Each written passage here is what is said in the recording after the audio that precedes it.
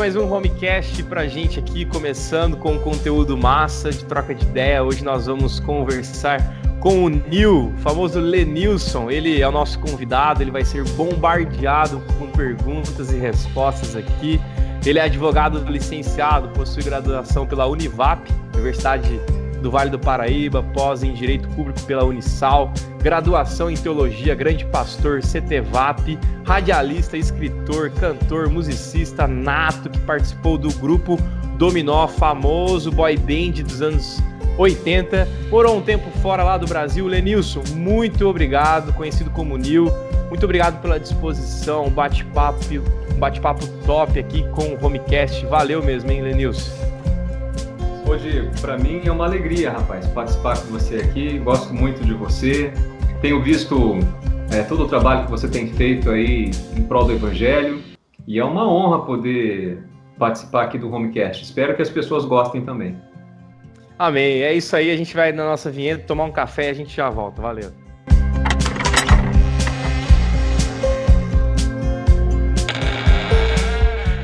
Em 2012, no site guiame.com.br, você disse, Nil, é horrível ter tudo o que as pessoas desejam e não ser feliz. Nil, o que é ter tudo? Conta um pouquinho da sua história e como chegou até lá. O que é isso? Então, eu comecei muito jovem com a música. Nós morávamos em São José dos Campos e a fábrica que meu pai trabalhava, ela se chamava Tecelagem Paraíba. E a fábrica entrou num processo que hoje seria de recuperação judicial, né? Na época acho que se chamava concordata, e passou a não ter dinheiro para pagar os empregados. Meu pai teve que se virar, a fábrica começou a fazer pagamento só com colchões para que os empregados revendessem os colchões. Foi uma fase muito difícil da nossa vida. E eu tinha uns 12 anos de idade. E eu queria começar a trabalhar também para ajudar meu pai. Mas com 12 anos, o que você vai fazer com 12 anos de idade?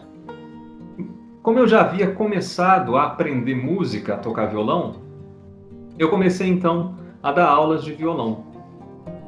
Paralelamente a isso, eu acabei, mesmo com 12 anos, 12, 13 anos, a montar uma bandinha de garagem. E a gente começou a fazer show. Porque a minha irmã, que você também conhece, a Lidiane, ela começou a cantar muito pequenininha. Ela começou a cantar com 4 anos de idade, já super afinada. E com 6 anos de idade, ela chegou a gravar um disco e começou a fazer shows. E eu comecei a acompanhar a minha irmã nesses shows. Logo depois eu comecei a cantar também. Juntamente com isso foi o que eu comecei também a... Imagina, dar aula de violão, eu dando aula de violão, mal sabia para mim mesmo e comecei a dar aula, mas era toda uma maneira de trazer mais dinheiro para casa, né? E Deus teve misericórdia de nós. Eu gostei de trabalhar com música e continuei por um tempo.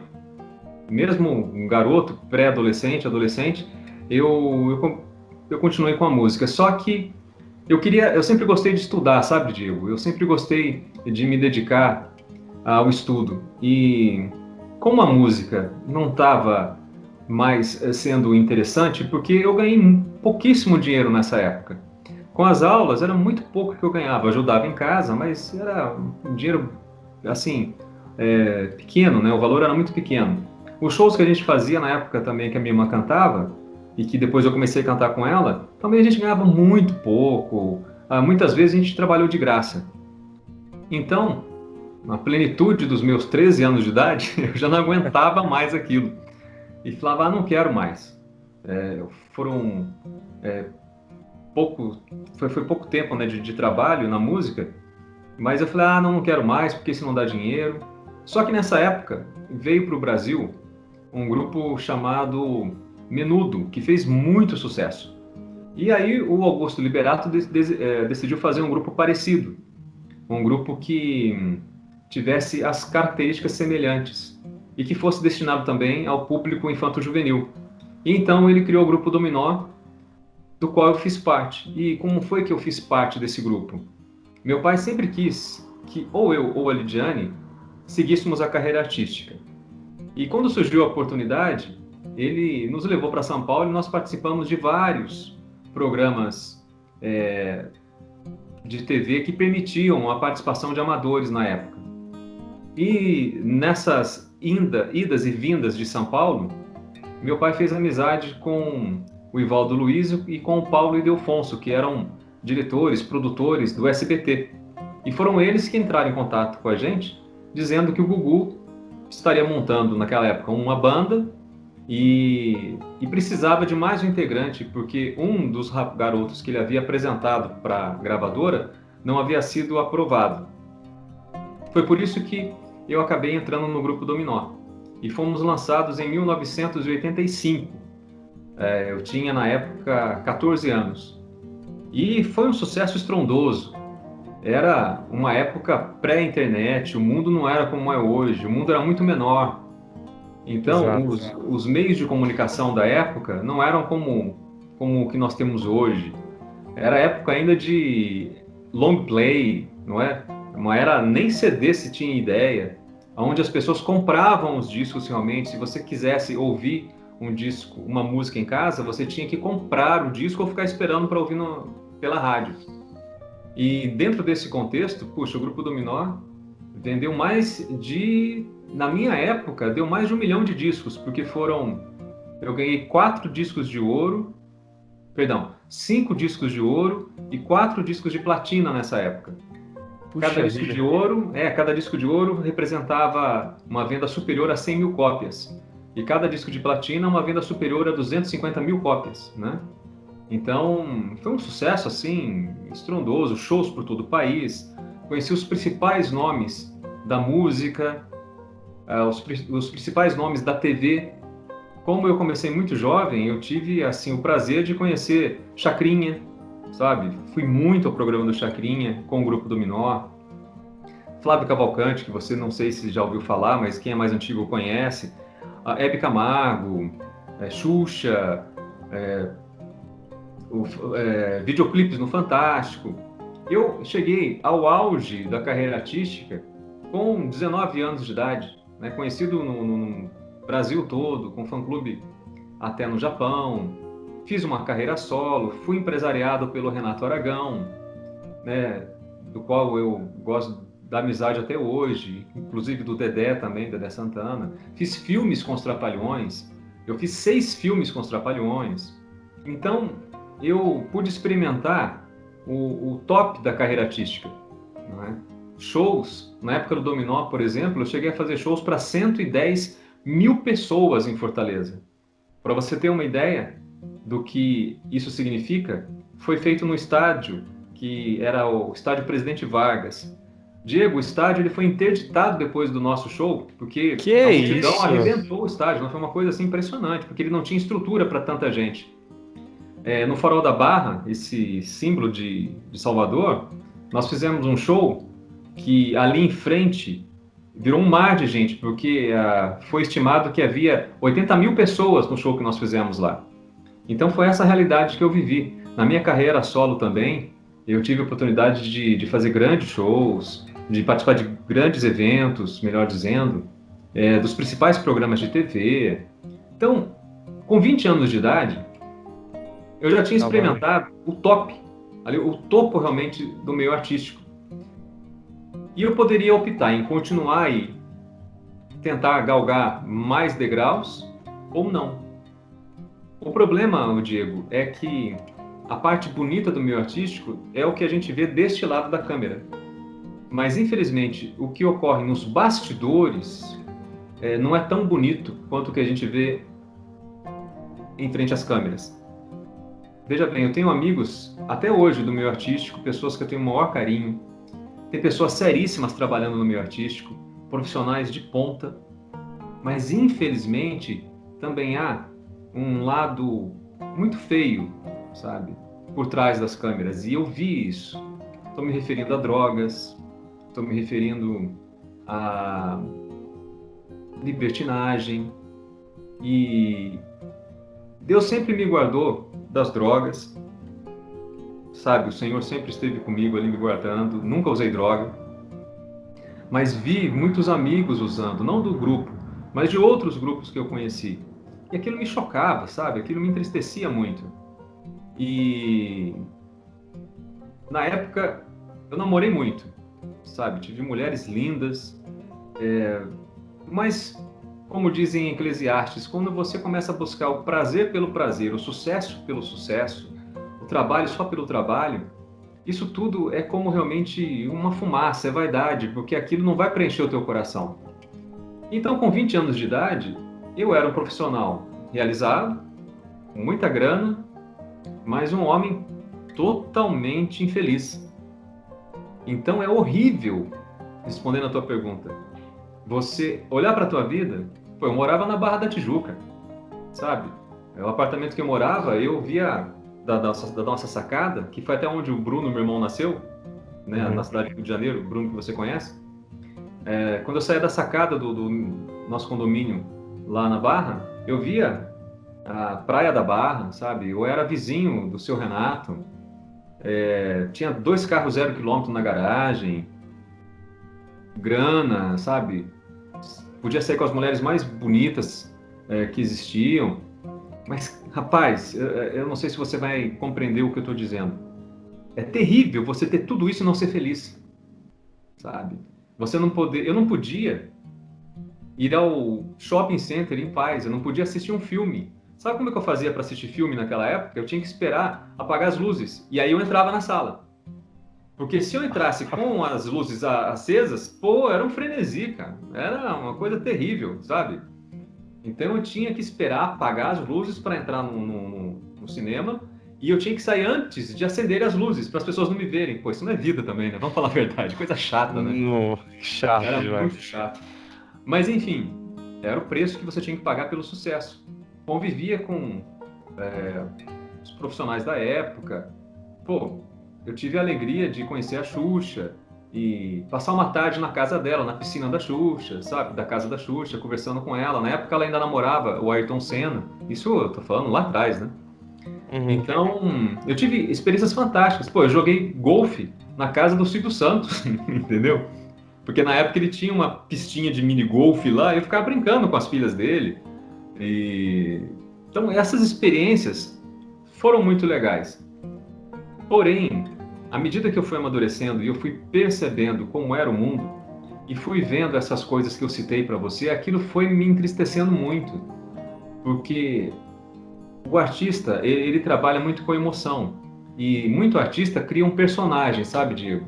Ele cria um personagem e ele vende a imagem daquele personagem. Não necessariamente aquele personagem condiz com o que realmente o artista é.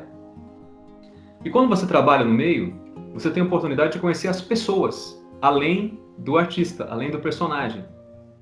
E são pessoas comuns, como nós somos, com seus sonhos, suas qualidades, seus defeitos, suas frustrações, seus anseios.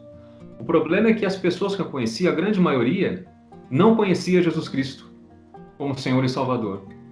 E quando você não tem Jesus como seu Senhor e Salvador pessoal, quando você não nasceu de novo, você tem um vazio. Isso aqui eu sei que é tão repetido, mas é a pura verdade. Você tem um vazio dentro da sua alma que você inconscientemente sabe que está faltando alguma coisa. Só que você não sabe o que é. E a pessoa fica tentando preencher aquilo. É o que muitos dizem, em busca da felicidade. O que elas não sabem é que a alma está gemendo em busca de Cristo. E eles não entendem isso. E eu vi muitas pessoas muito legais se destruindo no meio artístico por causa disso. Porque aí ele tenta preencher esse vazio e tenta ser feliz com droga, com bebida, com libertinagem, como eu comentei. E olha, quem nos converte é o Espírito Santo. Durante um tempo da minha vida, Deus permitiu que eu ficasse lá e ficasse, vamos dizer assim, não, totalmente, né, avesso a isso. Era como se eu estivesse anestesiado, Diego.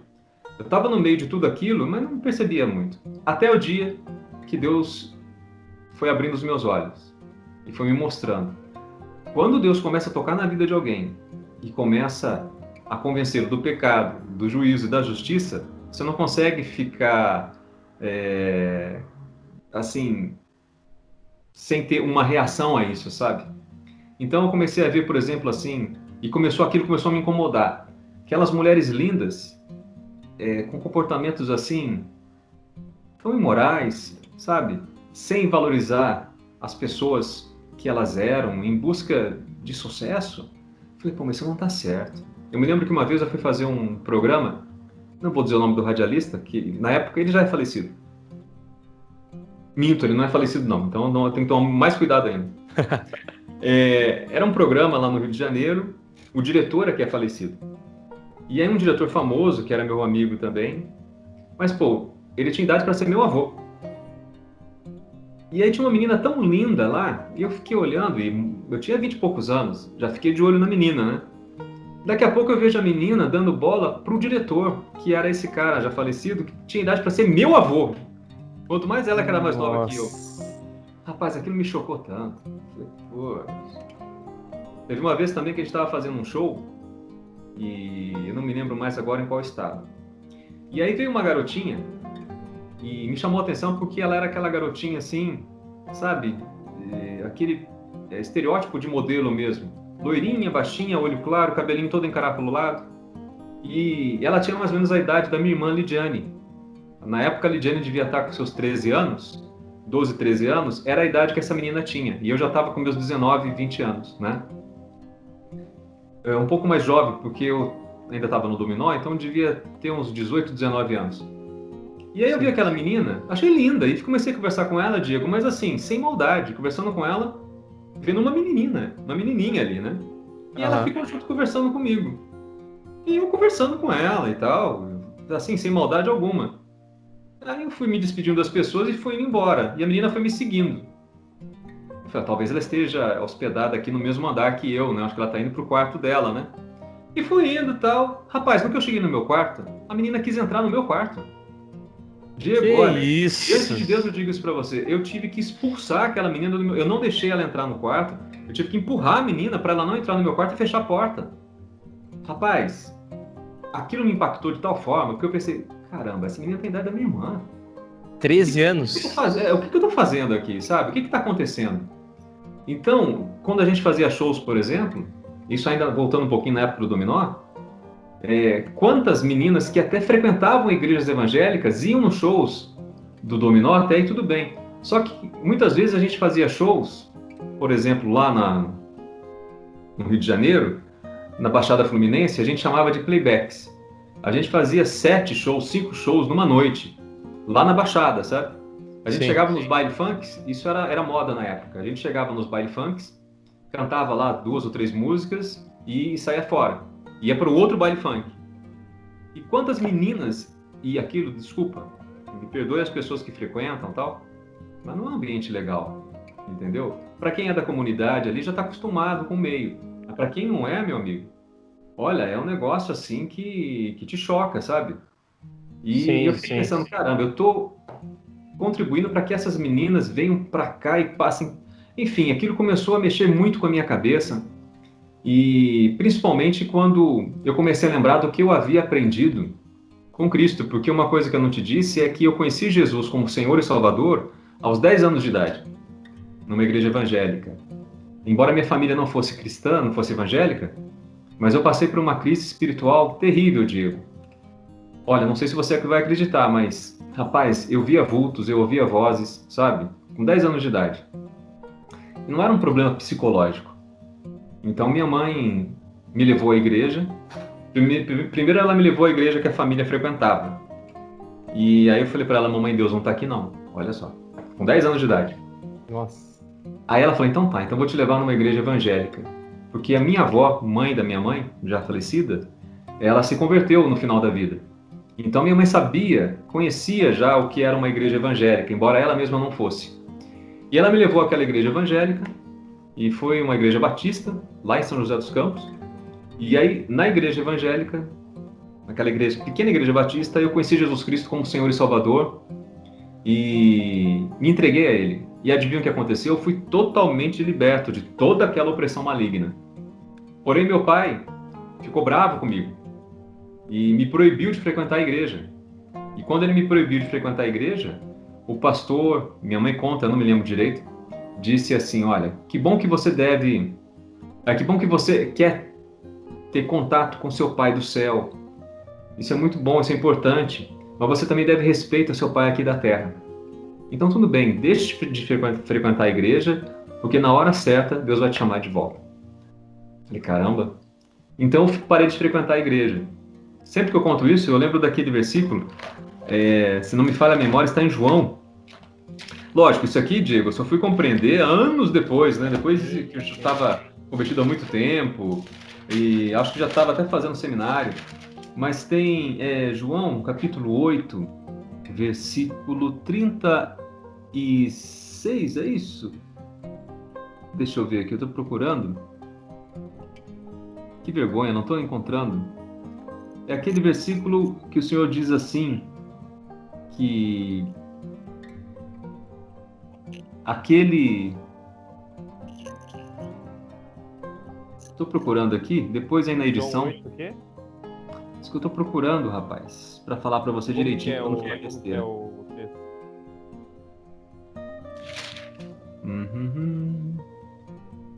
Era João mesmo. Desculpa, você perguntou o versículo, né? Você lembra mais ou menos como que é o versículo? O que ele fala?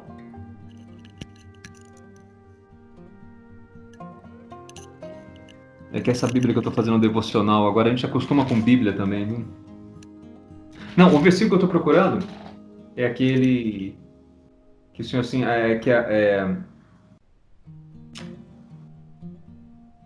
Estou tentando lembrar direitinho a versão. Aquele que me dá, virá a mim. Aquele que o Pai me dá, virá a mim. E de maneira nenhuma o lançarei fora. Era João 8,36, sim, mas não tá... Não. Eu errei o endereço dele. Quer ver o qual? Agora eu não posso. A gente já vê aqui rapidinho. João 6,37. 6,37. Joia, obrigado. É isso mesmo. Não sei porque ficou com 8. Isso, todo aquele que o Pai me dá. João 6,37. Todo aquele que o Pai me dá, esse virá a mim, e o que vem a mim, de modo nenhum o lançarei fora. Então, depois que eu me converti, mesmo que eu voltei para Cristo, esse versículo ficou, sabe, no meu coração. Porque foi o que aconteceu, porque o pastor, ele disse, tudo bem, seu pai não está deixando você vir à igreja, obedece seu pai, não vai criar problema com ele, e na hora certa você volta. Bom, essa hora certa demorou 12 anos, né? Na verdade, demorou 14 anos. Eu fiquei 14 anos afastado do evangelho. Passei por toda essa história que eu contei para você, fiz carreira solo, e aí, quando eu me conscientizei disso, que é horrível você ter tudo que as pessoas dizem que traz felicidade e você mesmo não ser feliz, eu entendi que eu deveria voltar para o único que poderia realmente me dar felicidade, que é Jesus Cristo. E aí eu voltei para o Senhor, deixei o meu artístico, porque para mim implicava deixar o meu artístico. Nem todo mundo precisa deixar a sua carreira, sabe, Diego, para seguir a Cristo. Mas alguns vão precisar. Até mesmo no meio artístico. Eu tenho amigos que continuam no meio artístico e são cristãos.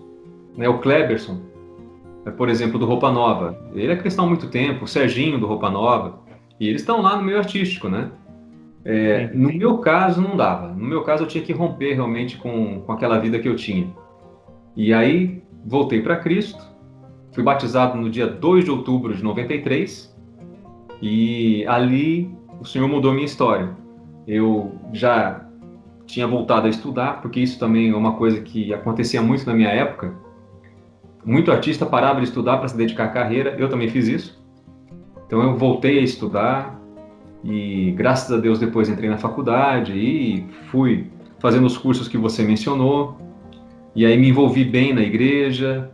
E depois de um tempo que eu estava na igreja, eu percebi assim que eu precisava aprender mais de Deus, que só a escola bíblica dominical que eu frequentava não estava mais sendo suficiente para mim. Eu queria aprender mais, sabe? Eu queria conhecer mais de Jesus Cristo. Então eu decidi fazer seminário. E é interessante, eu não fiz seminário para ser obreiro, eu fiz seminário para conhecer Jesus, para conhecer mais de Cristo. Você é seminarista também, você sabe. Não que o seminário vai te converter. A gente já tem que chegar convertido no seminário. Assim como eu cheguei convertido lá. Mas para o convertido, puxa, olha, e que queira conhecer mais de Deus, é muito legal o seminário. Sim. E eu fiz um excelente seminário, o CETEVAP Assim, tive excelentes professores. É, tenho muita saudade de vários deles. Meus colegas também foram, assim, muito amáveis comigo. E muitos obreiros mesmo saíram da nossa turma, muitos pastores, missionários. E, e foi muito legal. Foi muito legal mesmo. Eu não sei, eu falo demais. Eu respondi a tua pergunta? Respondeu com certeza, Nil. Nossa, eu fiquei emocionado aqui, cara. Que história fantástica. A gente que é da década de 90, né? Eu sou de 92, então a gente não pegou muito esse momento, mas, cara, que fantástico. Como é apaixonante ver você falando de Jesus de forma apaixonada também, né? Isso é Ah, muito bom, né? eu amo muito o Senhor porque eu sei de onde Ele me tirou e o que Ele fez por mim, sabe? E como eu disse há pouco tempo aí para um amigo, a melhor parte da minha vida foi muito legal tudo que eu vivi no meio artístico, mas a melhor parte veio depois, que foi quando eu voltei para Cristo, né? Bom, Sim. altas experiências, sabe, que tenho tido até hoje. Olha, é muito legal. Servir a Cristo, se as pessoas entendessem quanto é bom servir a Jesus, era todo mundo convertido. Cara, que fantástico. E é realmente isso, né? Dentro dessa ideia, né, Nil, desse momento seu de fama e tal, me veio uma pergunta aqui, né? Como que é ter fama no Brasil, né? Porque você discorreu aí um pouquinho sobre essa ideia da fama e tal. E qual que foi a história mais louca que você já passou nesse momento de fama aí, 85, mais ou menos, Nil? Foi de 1985 até 92, 93 que eu fiquei no meio artístico, né? Sim, No caso do grupo Dominó, foi de 85 a 89, fiquei no grupo. Bom, sim. olha, como é ter fama no Brasil. Bom, naquela época, acho que hoje também não é muito diferente, não. Mas Aham. assim, sem querer ser maniqueísta, mas tem um lado bom e tem um lado ruim. Né? O lado bom é que te abre muitas portas, Sim. sabe? Assim, eu acho que eu posso falar agora, não com orgulho, tá? Porque é só um testemunho que eu estou dando aqui, não é para ninguém copiar o que eu vou falar agora. Mas, por exemplo, na minha época de adolescente, de juventude, a maioridade civil no Brasil era com 21 anos, hoje é 18, né? Então você só poderia ter a carteira de habilitação com 21 anos de idade. Por causa da fama, eu dirijo desde os 14. Pra você ter uma Puxa ideia. vida. Eu cheguei a dar autógrafo para guarda rodoviário, pra você ter uma ideia. O que a fama faz com a pessoa, Ela entendeu? te deixa em outro mundo, né? Parece que vive, né, em outro mundo, né? E o pior, digo, é que as pessoas te veem assim, sabe? Então, imagina, eu não tinha, pela lei, condição de sair dirigindo. E dirigia Sim. direto. Tudo bem que eu Aham. dirigia bem, mas estava errado, né? Tava Não estava errado. certo. Meu primeiro carro eu comprei com 14 anos, carro 0 km, 15, não, eu acho que eu já tinha 15 anos. 15 anos. Então, tem um lado de você ganhar dinheiro, porque o Sim. que as pessoas não sabem é que um artista profissional no meio secular que faça sucesso, ele ganha muito dinheiro, sabe? Ganha-se muito dinheiro com shows, com o próprio direito autoral. Então, tem esse lado também, né? Que é Sim. bacana. E agora, o ruim da fama é a falta de liberdade. Eu costumo dizer que o meu direito de ir e vir, o meu direito constitucional de locomoção, só foi garantido por Cristo, depois que eu me converti, porque Nossa. depois que eu me converti, eu saí do meio artístico. Eu ainda trabalhei com o meio artístico até 2003, porque eu apresentei o programa Gospel Online pela Rede Record e pela Rede TV, que é Rede Mulher, perdão, Rede Mulher que existia na época. Só Sim. que já era diferente, porque como cristão, embora eu fosse conhecido, mas as pessoas eram, não sei se a palavra é essa, mais respeitosas, mais comedidas, já se aproximavam de mim com um pouco mais de, de cuidado, não sei se é essa palavra, mas assim, é, de forma mais tranquila. Na época que eu era artista secular, não, o próprio trabalho que eu fazia estimulava muito a tietagem, né? Então, esse lado é meio chato de você não poder ir para lugar algum, porque sempre tem uma patrulha ali atrás de você, né? Mas olha, Deus me fez também curtir aquele momento. Eu chegava em São Paulo, no prédio que eu morava, Diego, praticamente todo dia havia, no mínimo ali, 2 ou 3 meninas fãs me esperando. Ali fora do prédio. Doideira, cara. E eu fazia questão de parar, conversar com elas, entendeu? Às vezes eu descia para conversar com elas. Porque eu pensei, puxa vida, essa menina tá saindo da casa dela para vir aqui para me ver, né? Então isso nem me incomodava, sabe? Vou bater papo. E fiz boas amizades, algumas que duram até hoje, para você ter uma ideia, daquela época. Agora, o lado também da fama, um lado ruim que eu falei por exemplo, durante muito tempo eu usei cabelo comprido, sabe? E meu cabelo é encaracolado. Então, Diego, quando meu cabelo cresce, acho que até hoje, ele vai ficando desse tamanho, assim, sabe? Até ele ganhar peso e cair, né? Cair. E aí, você tem que ficar usando produto, dá um trabalhão, né? Por isso que eu hoje entendo as mulheres, viu, quando elas demoram no banheiro para cuidar do cabelo. Dá um trabalhão aquele negócio. Mesmo a gente sendo homem, não tomando muito cuidado, mas ainda dá trabalho.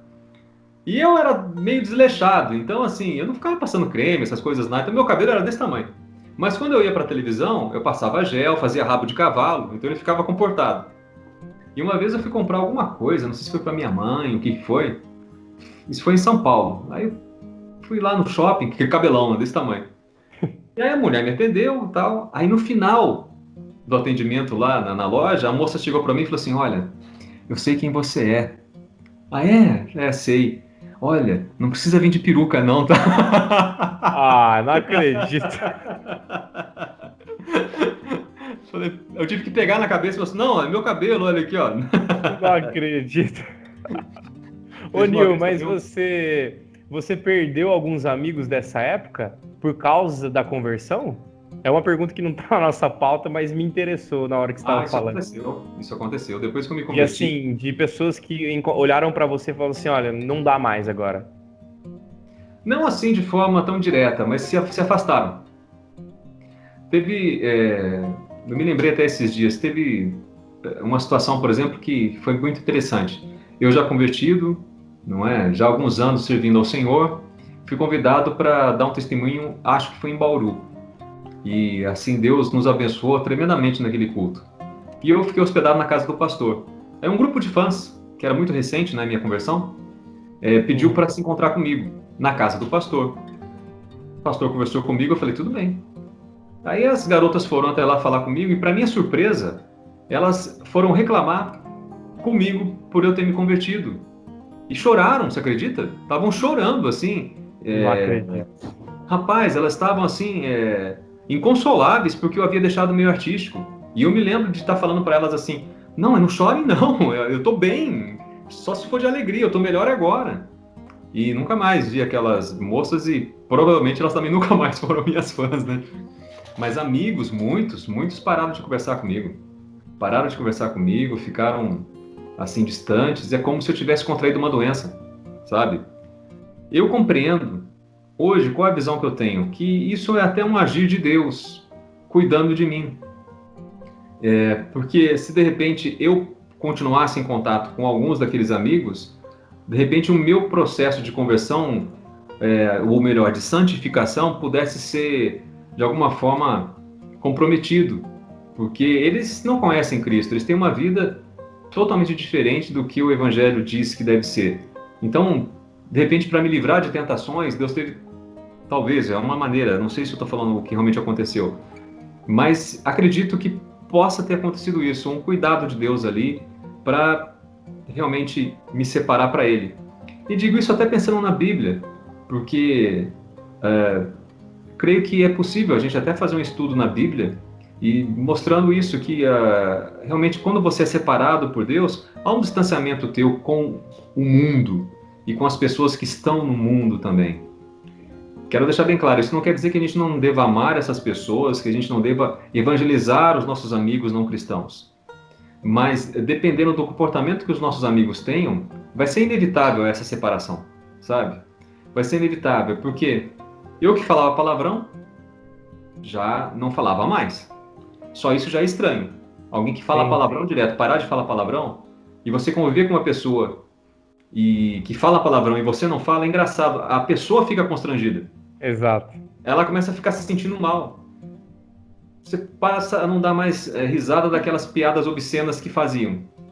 Tá todo mundo dando risada e você tá com aquela cara de, pô, coisa chata que o cara tá falando. Então você começa a ficar meio assim antipático para as pessoas, sabe? Elas não Sim, entendem o porquê daquela transformação na tua vida, porque a partir do momento que você se entrega a Cristo, você passa a não ser mais escravo do pecado, você passa a realmente ter liberdade para dizer não ao pecado, você passa a entender realmente o que é um procedimento moral. E como as pessoas não conhecem o Senhor e ainda, infelizmente, estão nas trevas, elas não conseguem entender você que está sob a luz de Cristo, né?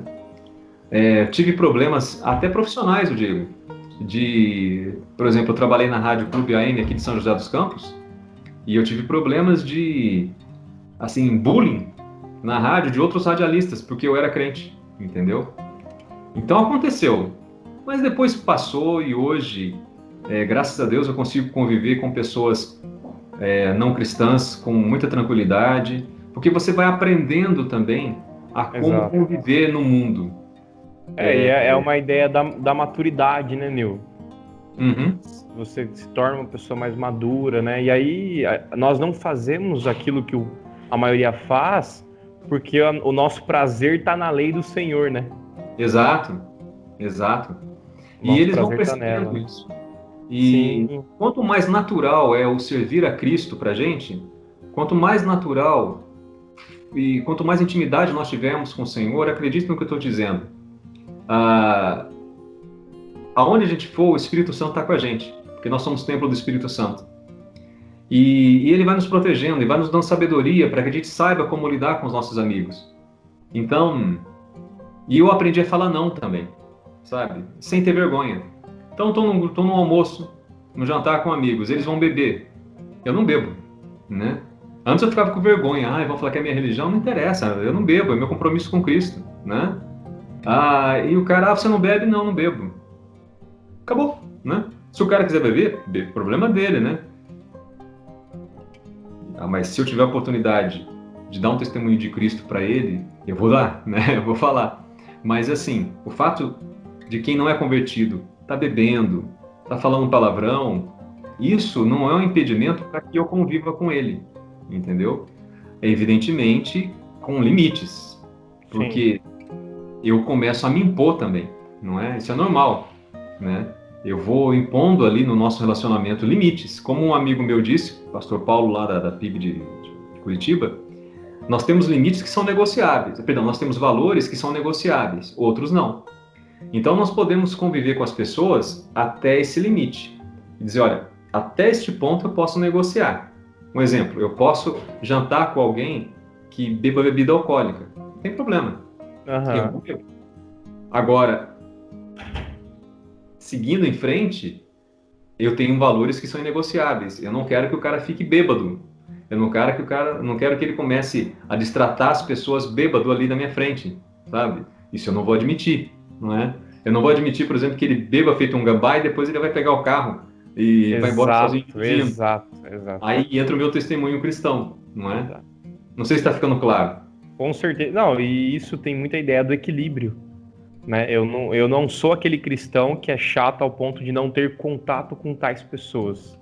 Mas Uhum. eu sou o cristão que eu mostro Cristo, né? O É nosso Senhor é muito maior. Então, o que Cristo faria naquele momento? É exatamente isso, é o equilíbrio. Ele tá junto, ele tá na mesa, ele faz parte da mesa, ele faz parte da comunhão, ele faz parte dessa família, mas naquele momento que há um exceder do limite, ele também fala, ele também traz para ele a palavra, ele também chama a atenção, né? Então eu acho isso legal, que é o equilíbrio cristão. O cara, ele tem a bandeira dele, nós também temos. Por que não levantar, né? Por que não ser sal e luz, como nós somos chamados para isso, né, Nil? Mas muito massa essa ideia, né, cara? Porque há um grande problema dentro disso, né? Nós vivemos ou o cristianismo libertino, onde o cara se diz crente, o cara se diz bandeira de Jesus, mas de bandeira não tem nada de Cristo. Ou o cara é extremamente conservador, fundamentalista, que não tem nenhum contato com pessoas. Não sabe como o mundo pensa, não sabe como o mundo roda, né? E dentro dessa ideia, Nil, como que foi as suas realizações? Qual que foi a sua maior realização, se você fosse colocar, e qual o seu maior arrependimento nessa caminhada? Como que você colocaria como realização máxima e arrependimento máximo dentro dessa sua caminhada, ex-dominó, até Então, eu o acho que pastorado? a minha realização máxima ainda está por vir, que vai ser quando eu estiver realmente no céu com o Senhor Jesus, a consumação da minha vida eterna, sabe? E é o que eu aguardo ansiosamente. Amém. Agora, e tive grandes vitórias profissionais, puxa vida. Como músico, ganhei troféu na época que existia, troféu talento, inclusive está aqui atrás, olha, eu tenho 2 troféus Que aqui. legal, cara. Melhor cantor, eu acho, melhor música, nem lembro mais, mas foi muito legal. É, gravei com principais. Conheci os principais nomes do meu artista, como eu já tinha falado. Gravei com grandes músicos. Puxa vida, a experiência que a gente teve em Londres, por exemplo, que eu morei ali com a minha família, foi muito legal. Foi de bastante luta, mas de muita vitória. Gravei um videoclipe em Londres com uma equipe da MTV de Londres. Imagina, super legal isso. Que massa. Então, no lado profissional, puxa vida, Sim, né? sim. E formar, porque até então na nossa casa ninguém era formado, né? Meus pais tiveram uma vida muito difícil e não puderam prosseguir no estudo formal. Então eu fui o primeiro da família a prestar vestibular, a fazer faculdade. Então, sabe, você se formar assim, numa família humilde como é a minha, e você ser graduado, puxa, isso é muito legal.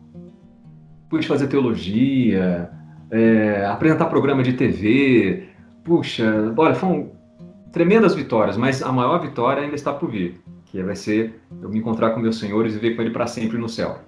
Amém. Agora, em termos de arrependimento, puxa, eu tenho vários, sabe? Pô, eu já pisei muito na bola, infelizmente, porque eu fui salvo por Cristo, aleluia, mas eu continuo sendo um ser com uma natureza pecaminosa. Exato. E, poxa, me parece que faz 27 anos que fui batizado, né? Então, hoje eu estou muito diferente do que eu era 27 anos atrás. Graças a Deus. Mas ainda falta muito para chegar a Jesus, né? Falta muito ainda para chegar ao. Eu sei que eu nunca vou ser como o Senhor, mas eu estou dizendo, Ele é o nosso exemplo maior, né? E Sim. nesse processo, eu fiz muita burrada, sabe? Eu acho que uma das meus maiores arrependimentos foi ter dado ouvido a profecias falsas, sabe? Isso aí foi olha, tanto que depois eu acabei escrevendo no meu TCC do seminário, inclusive até penso um dia em lançar um livro, fazer do TCC um livro. Estudei essa questão de profecias, sabe? Ou como a Legal. gente começa a dizer, das profetadas, né? Então, no começo da minha conversão, e eu ouvi muitas profecias assim, e com todo respeito aos irmãos, por favor, eu não quero aqui também deixar ninguém chateado com isso, mas um dos meus arrependimentos foi ter dado ouvido a pessoas que diziam que era Deus falando e não era. E aí me fizeram tomar atitudes assim que eu me arrependo até hoje. Mas sei que o Senhor já me perdoou, que me renovou e tem me mantido ao lado dele. Amém. Cara, relacionamentos, família, amigos, como que você lida hoje com, Hoje eu lido isso? muito bem. Eu sempre tive dificuldade com isso, eu sempre fui um cara muito fechado, mas é aquilo que a gente está conversando. Cristo é o nosso exemplo. Aquilo que eu comentei sobre o jantar, puxa, o meu maior exemplo é Cristo, né? Puxa, Diego, para pensar. O Senhor, ele conseguia, no seu ministério terreno, ficar tanto com pessoas que criam nele, quanto com pessoas que não criam nele. Ele ficava tanto com fariseus, como com publicanos, com discípulos e ao redor até de prostitutas. E mesmo assim, ele não pecava. Ele continuava ali Exato. com a postura dele íntegro, né? E as pessoas tinham prazer em estar ao lado dele. E isso foi uma coisa que Deus trabalhou no meu coração. Eu falei, peraí, eu como crente, eu tenho que ser um cara legal. As pessoas têm que gostar de ficar perto de mim. É muito chato Por exemplo, Philip Yancey escreveu aquele livro Maravilhosa Graça, não sei se você já leu. Grande, né? Escreveu aquele livro porque ele disse o seguinte, que ele estava evangelizando uma prostituta, era uma menina que era prostituta, e ele convidou a menina para ir à igreja. E aí ela falou assim, eu ir à igreja ou não? Eu já me sinto muito mal como eu estou, eu não preciso ir à igreja para que eles me façam me sentir pior ainda. Aquilo mexeu com ele. Eu falei, caramba, o que a gente está fazendo aqui? E, infelizmente, algumas igrejas, não transbordam o amor de Cristo, porque os crentes são chatos, são pessoas ali, sabe, voltadas apenas para o seu próprio umbigo e não transmitem o amor de Deus. Isso é uma coisa que eu não quero jamais para mim. E abrindo um parênteses, esse transbordar do amor de Deus foi uma das características da nossa igreja que fez com que a gente se tornasse membro. A maneira que a nossa igreja recebeu a minha família, a maneira que a nossa igreja me recebeu, a maneira que nós somos tratados até hoje, tantos amigos ali que eu nem vou agora elencar o nome para não esquecer de ninguém, mas como é gostoso estar com vocês, sabe? Como é gostoso estar na nossa igreja ali, como é gostoso estar com gente que a gente sabe que foi transformada pelo Senhor e que nos ama. Então, eu procuro transmitir isso a todas as pessoas que estão ao meu redor. Eu louvo a Deus pela minha família. Você deve saber, eu sou divorciado, não tenho filhos, né? Mas moro aqui junto com meus pais, com meus irmãos, ou eles moram comigo, nem sei mais. E, olha, eles são bênção na minha vida, tenho o maior carinho por eles.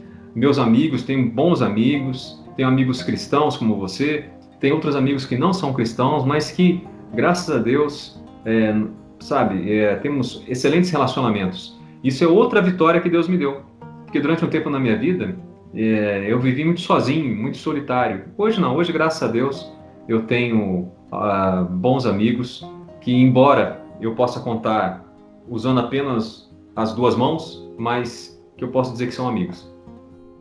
Amém. Cara, que bate-papo sensacional. Muito obrigado, Nil. Uma bênção mesmo. A gente está aqui com o Nil, o nosso amigo aqui do Homecast, e a gente já volta para o segundo bloco. Valeu, gente.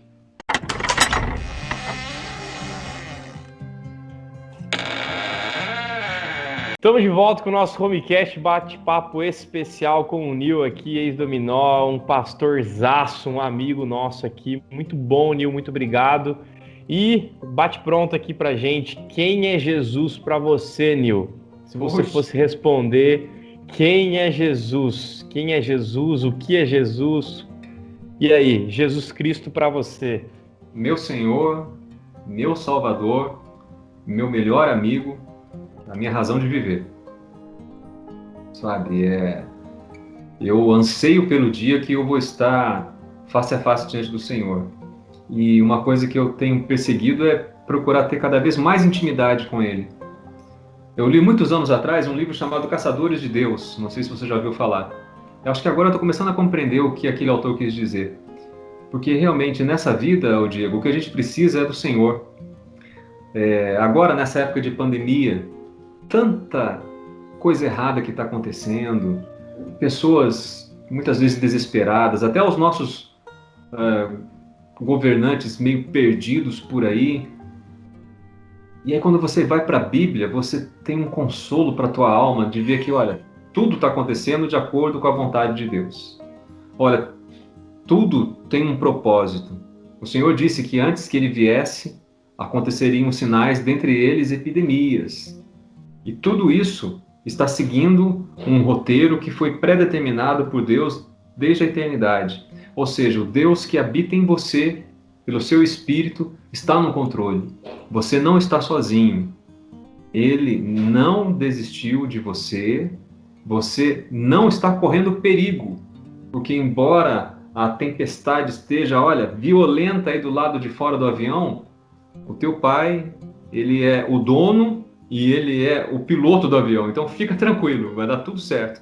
Rapaz, você ter essa certeza no coração é algo que hoje eu entendo. Realmente só o sangue de Cristo poderia comprar por nós, sabe? Para nós. Então, eu posso Eu vou até me interromper um pouco, porque a gente vai conversar sobre outros assuntos também, porque eu creio que se for continuar falando sobre o Senhor Jesus Cristo aqui, eu acho que fácil eu consigo ficar falando um tempão aí, e a gente vai, porque, olha, ele é o meu rei. Amém, Nil. Que benção, cara, ouvir isso daí. Jesus realmente toca o nosso coração e transforma de tal maneira que, né, arrebenta com o nosso coração completamente, né? Dentro dessa visão até do cristianismo e tal, como que tem sido o seu trabalho hoje, Nil? Missões, uma atuação Então, de hoje, como que tem sido planos futuros até? então hoje, eu, por enquanto, ainda tenho. Porque eu estou vindo para a igreja presbiteriana agora, né? Embora tenha tido professores presbiterianos, sempre amigos da presbiteriana, mas faz pouco tempo que eu vim realmente para a denominação presbiteriana. Na denominação batista, onde eu fiquei muito tempo, era possível, no caso, o obreiro, ele ter um ministério bivocacionado, né? Lá se fala o ministério bivocacional, que pode ter uma profissão secular, né? E também ser pastor, sem problema nenhum. Na presbiteriana já é diferente, né? Na presbiteriana, o pastor ele deve ter dedicação exclusiva. E eu confesso a você que hoje eu compreendo isso e até entendo que deva ser assim mesmo, em muitos momentos. Enfim, respeito o entendimento da denominação. No meu caso, então, o que eu estou fazendo agora? Eu sou assessor de desembargador, né?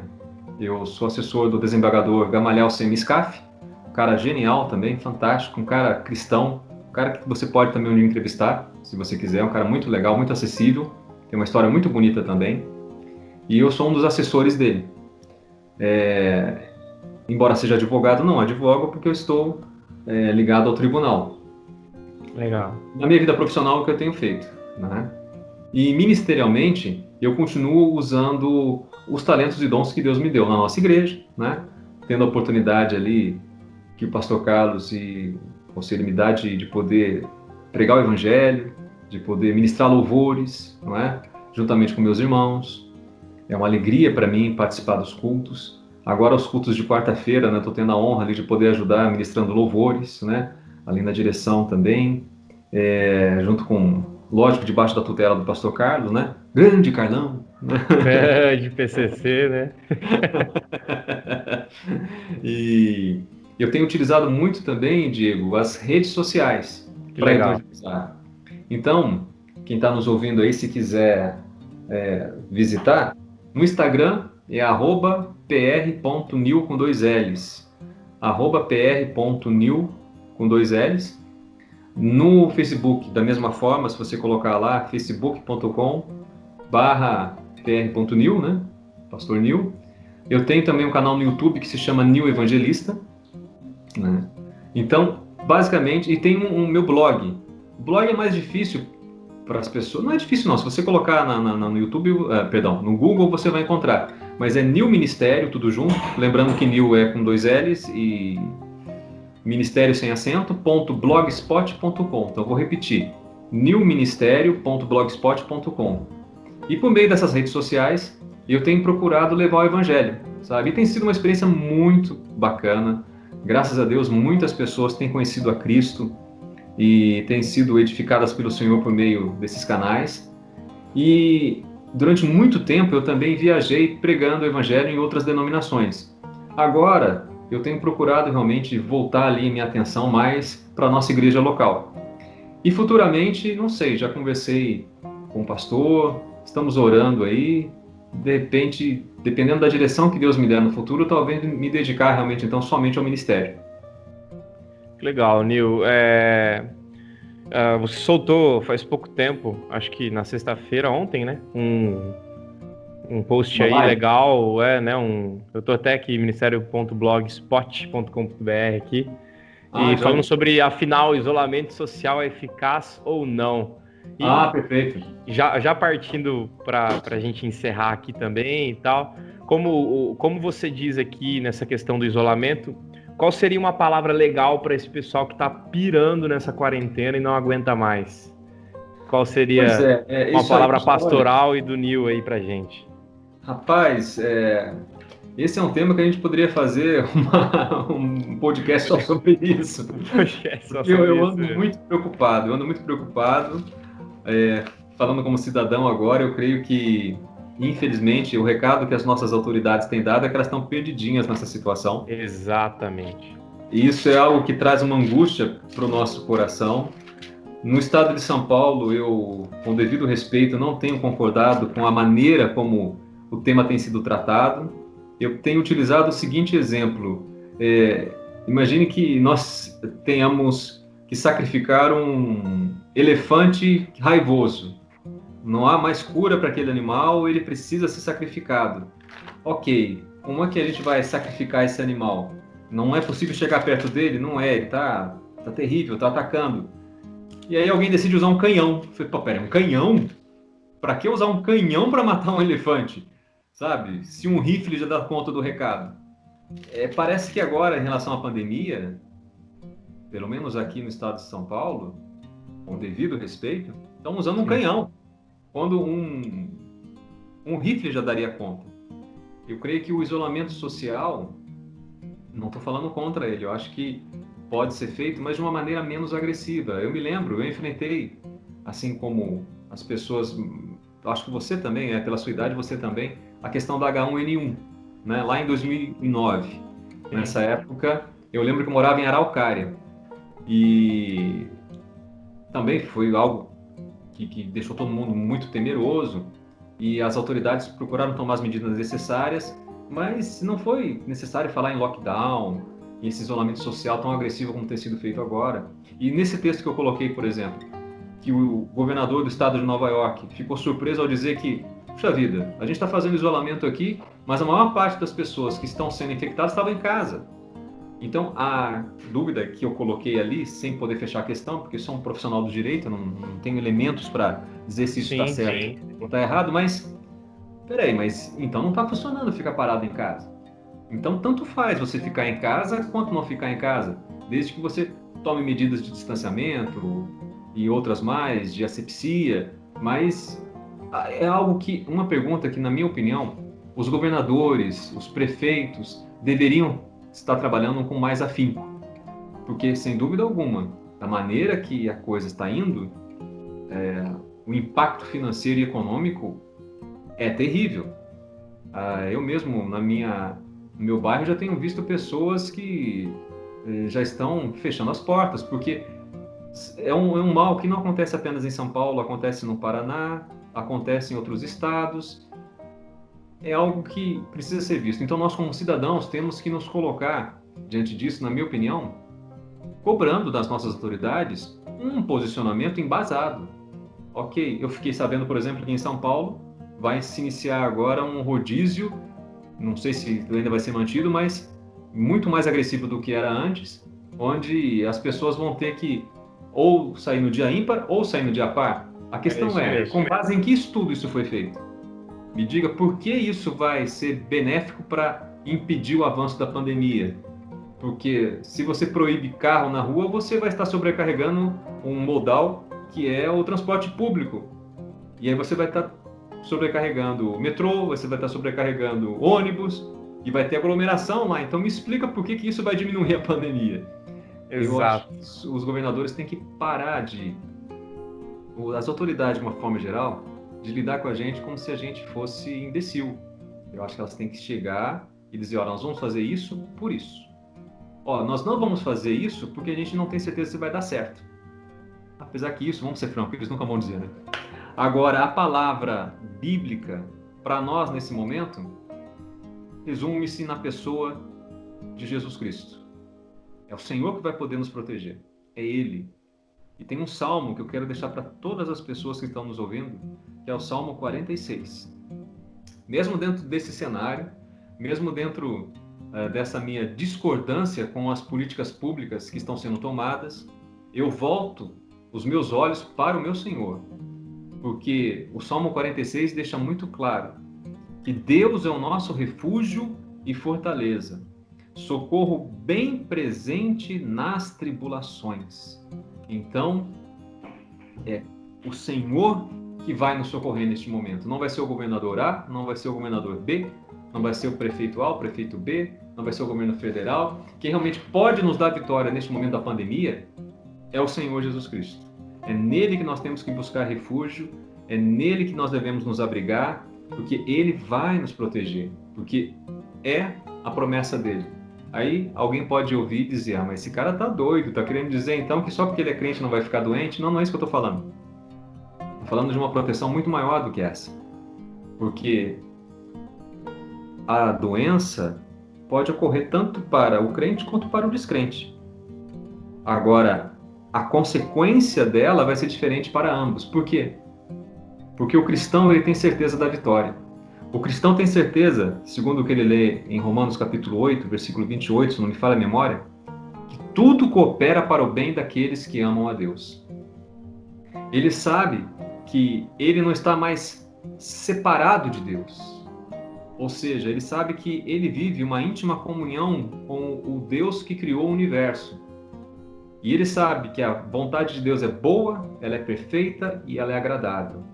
Portanto, o Senhor tem tanto poder para o livrar da pandemia, como ele tem poder para ser glorificado na vida do cristão, mesmo que ele seja cometido do coronavírus. E para o cristão, a morte já não é mais aquele inimigo de 7 cabeças que era para ele antes da sua conversão. Porque ele sabe que ele tem a promessa do Senhor com ele, que ainda que ele morra, ele viverá. Porque assim como Cristo ressuscitou, ele também ressuscitará no último dia pela sua fé em Jesus Cristo. Ora, se a morte não tem mais o poder de me trazer medo ao coração, o que é uma pandemiazinha qualquer? Se Deus é o meu refúgio, se Deus é a minha fortaleza, até mesmo uma pandemia se transforma numa questão de segunda, de somenos, de menor importância. Porque eu sei em quem eu tenho crido. E eu sei que tudo coopera para o nosso bem. Espero que as pessoas tenham compreendido isso. E mais do que tudo, espero que as pessoas possam tomar uma decisão de realmente confiar em Cristo e segui-lo a partir desse podcast que a gente está fazendo. Amém, amém. Conversamos aqui hoje com o Nil, que é um amigo profundo aí que a gente está estreitando os laços. Nil, muito obrigado. É tão bom ver Jesus na sua vida, cara. Que bênção. Amém, meu amigo. Que bênção, muito bom. Muito obrigado. Agradecemos de coração a galera do Homecast aqui. E valeu, galera. Muito obrigado. Curtam, compartilhem, mandem no zap aí. A gente está aí no IPJA, lá no canal no YouTube. O Nil também deixou os seus meios de comunicação aqui. Nil, muito obrigado, viu? Foi uma bênção.